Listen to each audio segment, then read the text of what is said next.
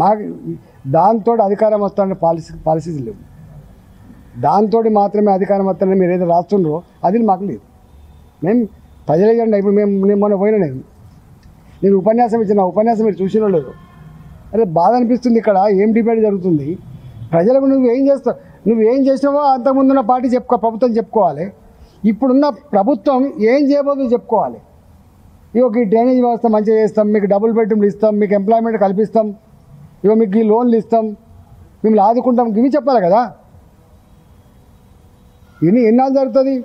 కులం పునాది మీద, మతం పునాది మీద రాజకీయాలు పర్మనెంట్ నడవవు. ఇది నా వ్యక్తిగత అభిప్రాయం.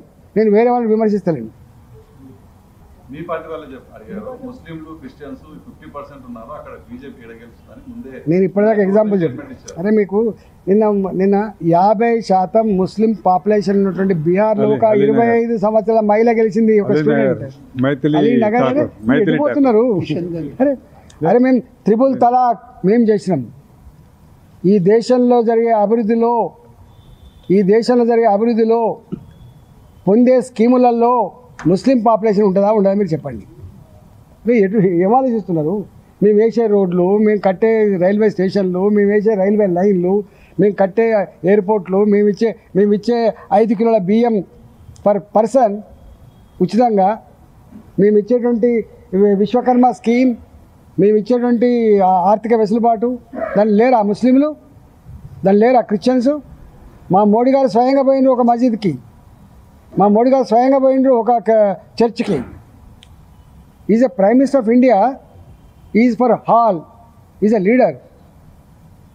అది చెప్పే వాళ్ళు వేరే ఉంటారు. పొలిటికల్ లీడర్ అంటే వాడికి ప్రజలందరూ ఒక దగ్గర నా ఇంటికి ఎవరైనా వస్తారనుకో, నేను ఆయన మతం చూడను, ఆయన కులం చూడను, ఆయన పార్టీ కూడా చూడను. ఆయన ఏం చూస్తా?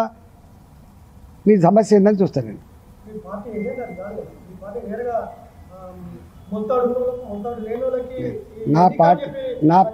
నాది భారతీయ జనతా పార్టీ.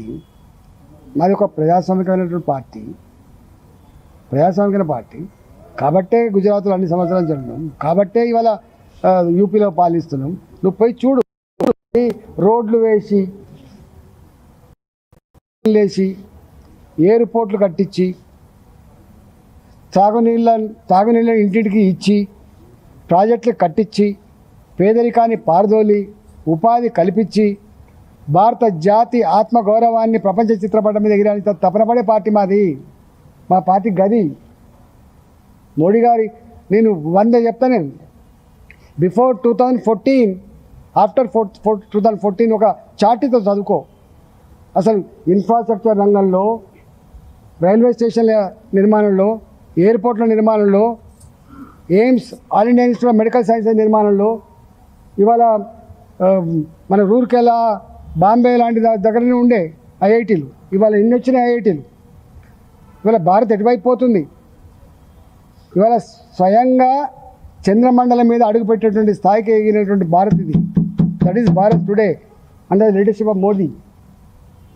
అక్కడ ఉంటే ఎక్కడి 11th ఎకానమీ, ఎక్కడి 4th ఎకానమీ.